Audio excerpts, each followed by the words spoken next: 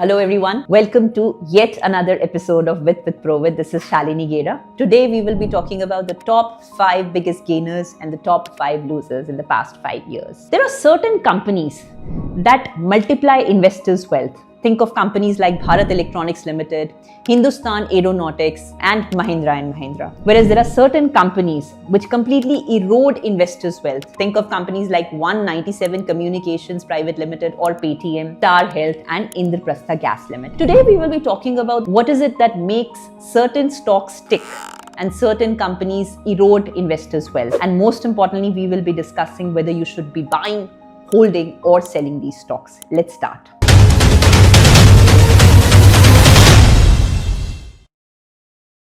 Let's start with the 5 biggest gainers in the past 5 years. I'm going to be restricting myself to the large cap universe for the sake of simplicity and understanding logic behind picking up businesses. The first gainer is Hindustan Aeronautics Limited with a staggering return of 895%. An absolute return in the past 5 years. The second one being Bharat Electronics, 830% in the past 5 years. Third one being Mahindra & Mahindra, 366%. Fourth, Bharti Airtel at 273%. And fifth and finally, SBI at 259%. So what is it that makes these companies tick? There are 3 factors which are responsible for driving up the stock prices. The first one is corporate earnings growth, the second one is valuation re-rating, and the third one is sectoral tailwinds. And we will be discussing these 3 factors in detail with the help of the stocks that we have just talked about. So the first factor is strong corporate earnings growth. For picking up good businesses, we generally keep a threshold of a corporate earnings growth of 15%. But look at the corporate earnings growth delivered by Bharat Electronics Limited. It is a staggering 22% year-on-year CAGR over the past 5 years. This means that the company not just had a good order book, but also had the capability to deliver on that order book year on year. The second factor is valuation re-rating. Now, it may sound like a complex term, but it is very simple. Valuation refers to the price that an investor is willing to pay per rupee earnings for that company. Now, valuation re-rating means that there is a significant change in this price to earnings ratio over the past 5 years. The price to earnings commanded by BEL in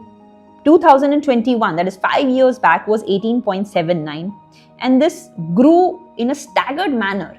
And the latest price to earnings is currently 53.34. This is the price to earning or valuation re-rating. And third and finally, sectoral tailwinds. India has made quantum jumps in its self-reliance vision of defense because of Atmanirbhar Bharat. Last year, Defense Research and Development Organization was awarded 22 acceptance of necessities, that is contracts worth 1.3 lakh crores by Indian government for manufacturing of equipment that was to be manufactured by Indian industries. This defense equipment included our Indian Prachand light combat helicopter, ballistic missiles, supersonic missiles, integrated air defense weapon systems, as well as quick reaction surface to air missiles.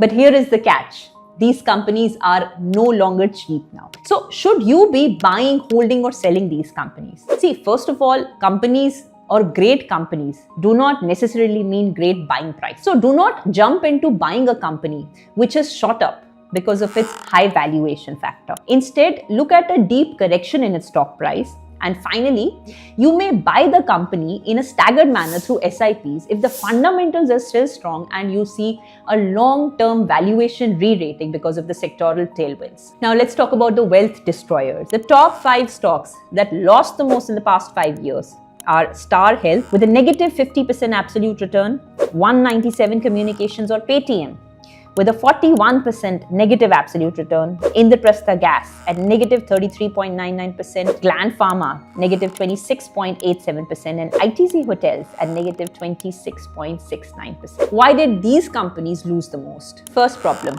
regulatory hurdles. Last year, RBI debarred Paytm's Payments Bank subsidiary, PPBL, from accepting further deposits and conducting banking services.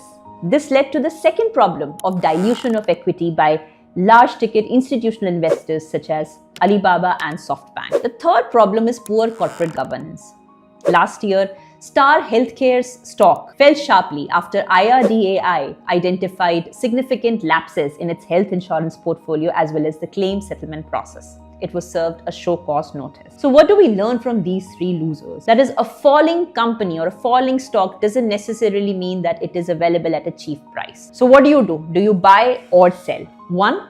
Do not jump into a fallen stock just because it is corrected. It may not recover for a very long time. Secondly, if you are already holding the stock, do not necessarily average just because the stock price has corrected sharply. Again, it may not recover for a very long time.